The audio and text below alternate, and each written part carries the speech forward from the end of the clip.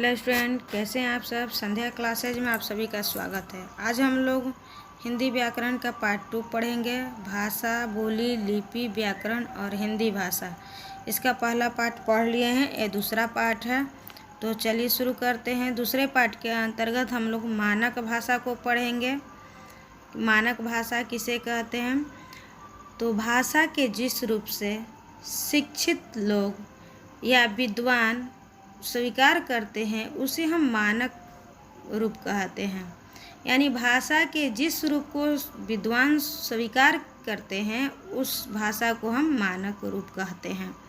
यहाँ पे उदाहरण के तौर पे अमानक रूप और मानक रूप दिया हुआ है। द में ध लगाया हुआ है और मानक रूप में आधा द और ध। और देखिए किस तरह से लिखा हुआ है और हम लोग कैसे लिखते हैं।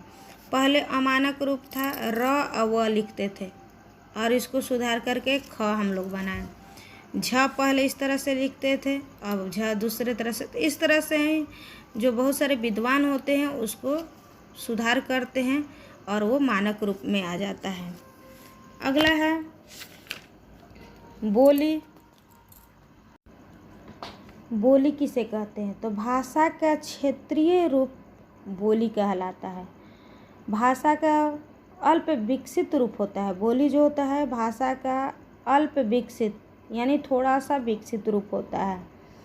बोली जो होता है कहीं दूरी पर जा कर के कुछ और हो जाएगा, थोड़ी दूर पे जा कर के दूसरा बोली हो जाएगा। इस तरह से बोली जो है हमेशा चेंज होता रहता है।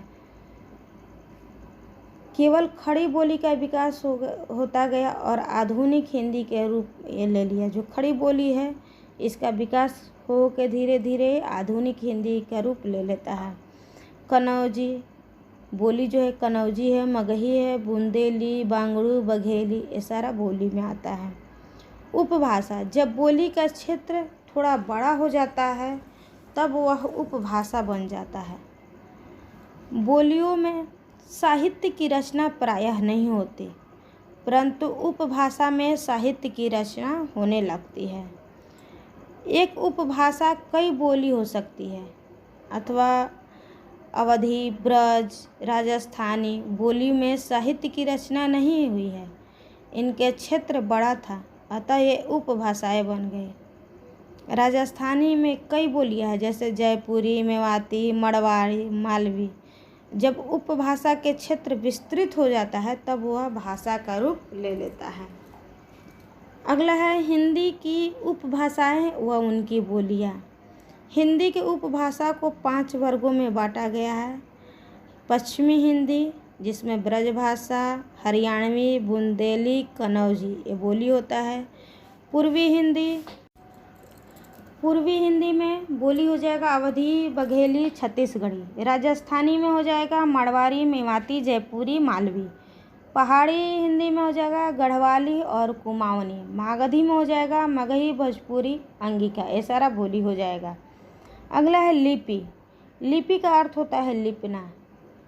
जैसे कि आपने पिछली कक्षाओं में पढ़ चुके हैं कि मनुष्य ने उच्चरित भाषा को अस्थायी रूप देने और उस विचार दूर बसे संबंधियों को पहुंचाने के लिए चित्रों के माध्यम से, जैसे चित्रलिपि कहा जाता है, बनाया था। फिर उसे उच्चरित ध्वनियों को चिन्ह दिए और यही चिन्ह जो है लिपि कहलाने लगा। यानी उच्चरित ध्वनियों को लिखने की विधि को लिपि कहते हैं। कुछ भाषाएं और लिपियां हैं जैसे संस्कृत को देवनागरी लिपि, मराठी को देवनागरी, कश्मीरी देवनागरी, कोंकणी देवनागरी, नेपाली देवनागरी, संथाली देवनागरी, बोडो देवनागरी, अंग्रेजी रोमन, जर्मन रोमन, फ्रांसीसी रोमन, उर्दू फारसी, पंजाबी गुरमुखी और बंगाली बांग्ला। ये सारा लिपि है, भाषा और लिपि है। अगला है साहित्य।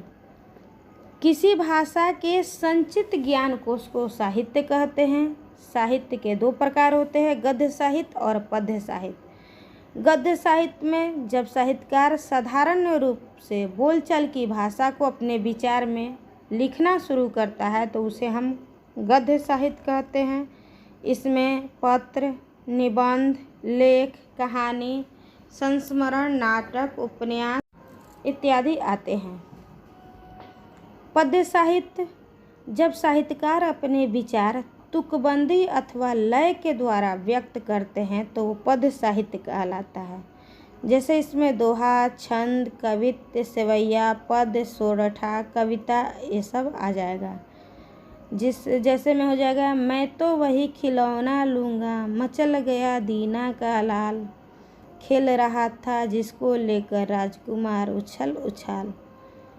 ऐसा एक पद्य साहित्य में आ जाएगा।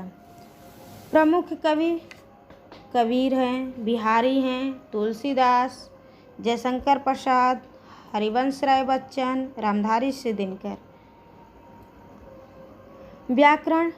व्याकरण वह शास्त्र है जो भाषा के शुद्ध रूप व प्रयोग का ज्ञान कराता है, उसे हम व्याकरण कहते हैं। व्याकरण के जरिए हमें शुद्ध रूप से बोलने लिखने आता है। जब हमें व्याकरण की ज्ञान ही नहीं रहेगी तो हम शुद्ध रूप से नहीं बोल पाएंगे, ना ही लिख पाएंगे। जैसे अगर व्याकरण की जानकारी नहीं रहेगी तो क्या कहेंगे कि लड़की जा रहा है, लड़का खा रही है। तो हमको व्याकरण की ज्ञान ही नहीं है कि लड़का स्त्रीलिंग है या लड़के की पुल्लिंग है, लड़की स्त्रीलिंग है कि पुल्लिंग है। तो हमें व्याकरण की आवश्यकता बहुत ही होती है, जानकारी इसकी बहुत रखना चाहिए। व्याकरण की अंग 3 हैं, वर्ण विचार, शब्द विचार और वाक्य विचार। अगला वीडियो में हम लोग व्याकरण के अंग के बारे में पढ़ेंगे। धन्यवाद स्टूडेंट्स। वीडियो कैसा लगा लाइक करें, सब्सक्राइब करें, कमेंट